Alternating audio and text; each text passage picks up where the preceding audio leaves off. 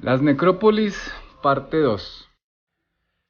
En la parte 1 habíamos observado, habíamos escuchado cómo los neandertales habían iniciado con los rituales funerarios, dándole una característica fundamental al ser humano y al Homo.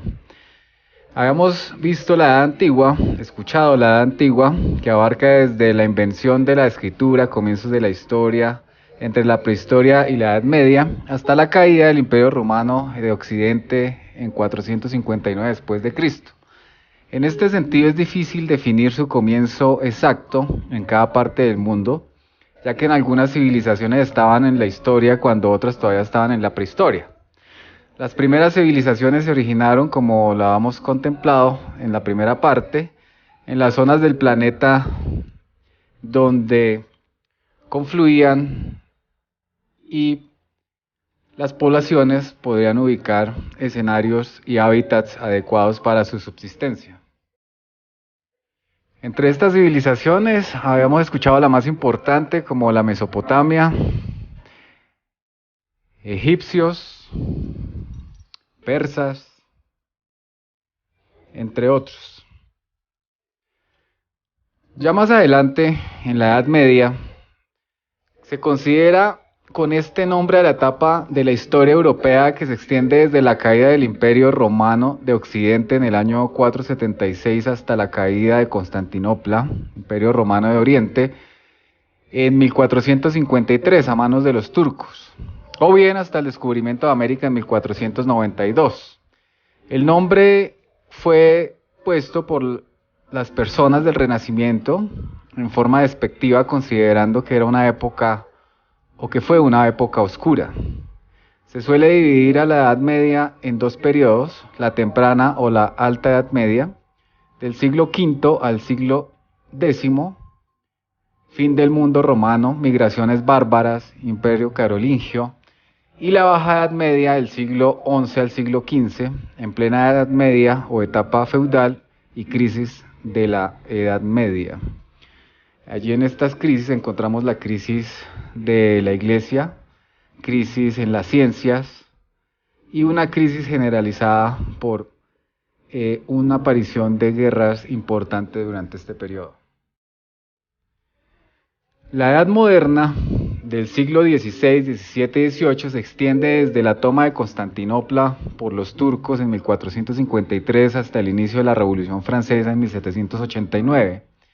El Renacimiento fue en el siglo XVI. En este periodo destaca la invención de la imprenta, los grandes descubrimientos geográficos como el descubrimiento de América, el Renacimiento, la Reforma Protestante, la Contrarreforma Política, el Barroco. El impacto que el descubrimiento de América significó para el mundo fue grande. Las consecuencias demográficas, económicas y culturales se dejaron sentir inmediatamente. La Edad Moderna trajo consigo importantes cambios en la filosofía y por tanto en el modo de entender al hombre y la religión. En la Edad Media, Dios ocupaba un papel central. En el Renacimiento se concede un protagonismo mucho mayor al hombre, al tiempo que se rescata la cultura clásica de las civilizaciones como Grecia y Roma, y la razón gana terreno sobre la fe. También la invención y el avance en la ciencia, invención como la imprenta, resultó decisiva en la difusión de la cultura. Todo ello se tradujo más que en un notable impulso del arte y a la ciencia, específicamente en aquellos países libres de la Inquisición. En 2014, la antropóloga suiza Amélie Alteroche solo llevaba unos días trabajando en el Instituto de Medicina Forense de la Universidad de Berna, en Suiza, cuando la llamaron para investigar una tumba extraña en un cementerio de siglos de antigüedad que estaban excavando antes de un proyecto de construcción. Una tumba llamaba la atención entre las casi 340 sepulturas del cementerio. Pertenecía a un hombre de mediana edad, enterrado boca abajo en un rincón descuidado del camposanto. Dice la científica Nunca había visto un entierro como ese en mi carrera. Los excavadores encontraron un cuchillo de hierro y una bolsa llena de monedas en el pliegue del brazo, colocado como si hubiera estado oculto entre su ropa. Las monedas ayudaron a los arqueólogos a datar el cuerpo entre los años 1630 y 1650, en torno a la época en que surgieron una serie de brotes de peste en esa región de Suiza. Abro comillas, era como si la familia o el sepulturero no quisieran registrar el cadáver. Cierro comillas, apunta la científica. Quizá estaba en un avanzado estado de descomposición cuando lo enterraron, o puede que padeciera de una enfermedad infecciosa y nadie quisiera acercarse. El hallazgo que se hizo empieza a buscar ejemplos de entierros boca abajo o pronos en Suiza, Alemania y Austria, aunque no son aunque son muy poco comunes. Este tipo de entierros se han documentado en otras partes, sobre todo en las zonas eslavas de Europa del Este. A menudo se compara con otras prácticas como la mutilación o lastrar los cadáveres con piedras, que según se cree se empleaban para frenar a los vampiros y los no muertos, impidiendo que escaparan de sus tumbas. En cambio, Alterouche dice que nadie había analizado de forma sistemática el fenómeno de los entierros boca abajo en las zonas medievales germanoparlantes que constituyen las actuales Suiza, Alemania y Austria. Ahora, en un nuevo estudio publicado en la revista PLOS ONE, el equipo de investigación de Alterouche revela su análisis de casi 100 entierros pronos a lo largo de 900 años que han sido documentados por arqueólogos de la Europa germanoparlante. Los datos apuntan a un gran cambio en las prácticas de enterramiento de los investigadores y vinculan a las muertes por brotes de peste y a la creación de que las víctimas, o a la creencia de que las víctimas podrían volver para atormentar a los vivos. Durante la Edad Media europea, 950-1300 años después de Cristo, los pocos cuerpos enterrados boca abajo en cementerios regionales solían colocarse en el centro de los camposantos de las iglesias o incluso dentro de las estructuras sagradas. Algunos de ellos eran enterrados con joyas, ropa elegante y útiles de escritura, lo que sugiere que los sacerdotes y los nobles de alto rango podrían haber optado por ser enterrados de esa forma como muestra de humildad ante Dios. Un ejemplo histórico es el de Pipino el Breve, el padre de Carlomagno, que supuestamente pidió que le enterraran boca abajo frente a una catedral en el año 768 como penitencia por los pecados de su padre. Los arqueólogos empezaron a observar un aumento de los entierros boca abajo en Europa a principios del siglo XIV, entre ellos algunos en la periferia de los cementerios cristianos consagrados. Este cambio coincidió con las epidemias de la peste que devastaron Europa a partir de 1347 y que mataron a millones de personas en el continente. La científica y los científicos empezaron a concluir que algo estaba cambiando. Las comunidades eran incapaces de hacer frente a tantos muertos tan rápidamente, por eso la imagen y el sonido de los cuerpos en descomposición se convirtió en una presencia familiar pero perturbadora.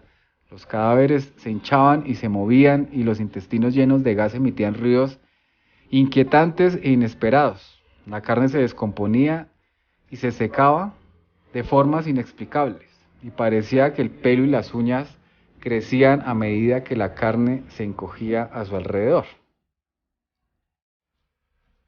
Ahora bien, sabemos que el miedo estaba presente en aquella época y todos estos acontecimientos se achacaban, se relacionaban a asuntos que no podía la razón explicar y la ciencia en esa época. Por tal razón, el miedo se apoderó de la sociedad y se fundamentó dentro de su cultura. Así pues, se iniciaron las famosas leyendas y mitos de los vampiros, espectros, fantasmas y demás entidades serviciales que regresaban para advertir o ayudar a los seres queridos. Pero en una era de epidemias adoptaba una forma diferente, los resucitados o muertos vivientes. Y así, de esta forma aumenta la paranoia sistemática en la sociedad. Vamos moviéndonos por el planeta. Stekak, en plural Stechi, es el nombre para unas monumentales lápidas medievales que se encontraron dispersas en toda Bosnia y Herzegovina y partes de la frontera Croacia, Montenegro y Serbia. Se estima que unas 60.000 stechis se encuentran dentro de las fronteras de la actual Bosnia y Herzegovina y el resto, unas 10.000, se encuentran en lo que hoy es Croacia, Montenegro y Serbia, en más de 3.300 sitios singulares con más de 90% en mal estado. Estas apareciendo a mediados del siglo XII, en la primera fase del siglo XIII, las lápidas alcanzaron su apogeo en los siglos XIV y XV, antes de desaparecer durante la ocupación otomana en el siglo XVI. Era una tradición común entre la Iglesia bosnia, la Iglesia católica y la Iglesia ortodoxa. Para los académicos, están relacionadas en su mayoría con la población autóctona valaca. Los epitafios en ellas están escritas en su mayoría en el extinto alfabeto sírico bosnio. Un ejemplo significativo de estas lápidas se encuentra en la necrópolis de Radinja, al este de Stolac, en Bosnia y Herzegovina. Bajo la denominación de cementerios de tumbas medievales Stechi, las principales Stechi fueron inscritas como Patrimonio de la Humanidad por la UNESCO en 2016. Así poco a poco se fueron consolidando los cementerios y enterramientos como los conocemos en su mayoría hoy en día. Los enterramientos en tierra, enterramientos en panteones, enterramientos cerca a las iglesias y en camposantos aislados o preveniblemente aislados de la ciudad. Más adelante, mientras ya se encontraba en la época moderna, Europa, en las Américas, aún se estaba entrando en esa Edad Media en la que se iniciaban los enterramientos en este lado del continente. La denominación de la imagen de la muerte. En la antigua Grecia se le denominaba Tánato, Tánatos.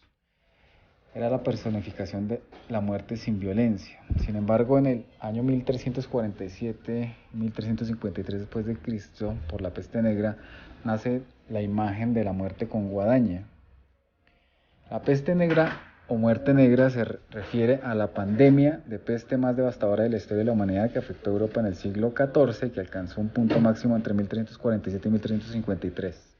Se estima que la misma fue causó la muerte de 25 millones de personas tan solo en Europa, aproximadamente un tercio de la población del continente en aquel entonces, y unos 40 a 60 millones más en Asia. Es aquí donde nace la figura que conocemos de la muerte. A esta se le suma la guadaña. La historia de este acontecimiento es difusa en textos medievales. Recordemos que la peste negra se le da un carácter divino, un castigo de Dios a los hombres por su vida mundana y no realmente a la bacteria Yersinia pestis. 1347, la historia medieval de los libros y las neblinas considera que la historia descrita relata que esos años, un día antes que la peste asolara a los pobladores y villas, los habitantes vieron a hombres vestidos con túnicas negras y en sus manos una herramienta de la cual emanaba un vapor misterioso que provocaba la niebla que luego lo cubría todo. Esta iconográfica presencia de la muerte da sentido a la arquitectura funeraria, a los monumentos funerarios, de los cuales empieza a surgir y aparecer en los cementerios y en las necrópolis. En la Edad Moderna, la burguesía adquirió una importancia cada vez mayor en la sociedad, y es que el poder de la burguesía fue aumentado gracias a la a que se enriquecía debido a su creciente poderío sobre el comercio. Por otra parte, los estados crearían sus propias leyes que dejarán de estar supeditadas a las normas morales de la Iglesia. En la Edad Moderna también se produjeron importantes descubrimientos tales como la llegada a América de Australia, como lo habíamos comentado. Todo ello dio lugar a una importante expansión de las naciones europeas que a la postre terminaron convirtiéndose en las grandes potencias mundiales. La Edad Moderna fue la era de los descubrimientos, de los grandes navegantes, de la ciencia, de los grandes pensadores. Es aquí donde encontramos nombres tan célebres como el de Cristóbal Colón, James Cook, Magallanes, Juan Sebastián Elcano. Gracias a estos marineros y a la exploración marítima se descubrieron, para bien o para mal, los rincones más recónditos del mundo. De estos primeros viajes a lugares más lejanos, África, Asia, África, Oceanía, fueron el inicio del futuro colonialismo. De este modo, Francia, España, Inglaterra, entre otros, conformaron grandes imperios coloniales, lo que trajo consigo un gran intercambio cultural y económico. Con esta nueva lectura del pensamiento y la cultura, los cementerios y las necrópolis fueron tomando una consolidación importante en las ciudades. Se convirtieron realmente en un camposanto donde yacían los cuerpos de los difuntos y cada cultura iniciaba a fortalecer sus creencias sobre la vida y la muerte. En el documento de Norbert Fischer, La cultura europea de los cementerios pasado y presente, hay una abstracción, un resumen que cito. Este artículo ofrece una visión general de la cultura del cementerio europeo desde la Edad Media y de los cambios que ha experimentado este lugar central de la memoria. Los primeros puntos tratan sobre el enterramiento en el interior de las iglesias en la Edad Moderna y la reubicación de los cementerios extramuros. El tercer punto describe el movimiento de los cementerios tipo parque en el siglo XIX. En la siguiente sección se describe la cultura de la tumba burguesa de esta época. El punto 5 está dedicado a la cremación y se profundiza sobre el entierro de las cenizas. En el punto 6 se examina la exterritorialización actual utilizando el ejemplo de los entierros naturales. Finalmente, el punto 7 describe las nuevas tendencias en la cultura del cementerio. Posterior a la Edad Moderna, surge la Edad Contemporánea. Con la Revolución Francesa como punto de partida llegaron las ideas liberales de la mano de los valores de libertad, igualdad y fraternidad, valores que se han mantenido a lo largo de la Edad Contemporánea, entre comillas. Así, la sociedad pasaría de organizarse en estamentos a estructurarse en clases, con la burguesía situada en las capas sociales superiores y la aparición de movimientos obreros que reclaman derechos para los trabajadores. Pese a atravesar acontecimientos tan traumáticos como las dos guerras mundiales o la devastadora crisis económica del crack del 29, la edad contemporánea se ha caracterizado por un espectacular crecimiento de la población al que han acompañado un gran desarrollo tecnológico, científico y por supuesto de las artes. En la edad contemporánea podemos resaltar la revolución y la restauración, el capitalismo e imperios, marcada por el auge del capitalismo al calor de la segunda revolución industrial, la etapa entre guerras, entre 1919 y 1938, donde surgen movimientos totalitarios como el fascismo, el nazismo, el stalinismo, Segunda Guerra Mundial y Guerra Fría, de 1939 a 89 con la derrota de países del eje, y la globalización, que tiene su punto de partida en 1989 con la caída del muro de Berlín, el final de la Unión Soviética. La economía se globaliza implantando el sistema capitalista a escala mundial y se producen enfrentamientos en diversos tipos del mundo de diversos tipos en el mundo occidental, China y el mundo islámico. En esta última fase o edad, los cementerios tuvieron una transformación, las necrópolis, un cambio bastante importante, que pasaron de los contemplados en la Edad Moderna y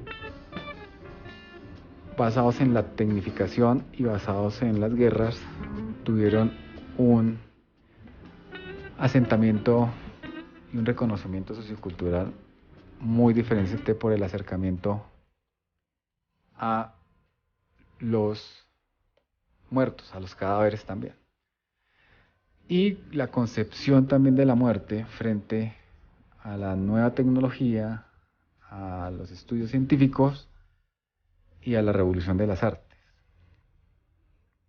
Y finalmente surgen los cementerios como los conocemos hoy en día y de los cuales hablaremos en la tercera parte o en el video parte 3. En ese video pues veremos cuáles han sido los principales modelos de cementerio, tipos de cementerio y hacia dónde apuntan estos modelos de cementerio y nuestras necrópolis.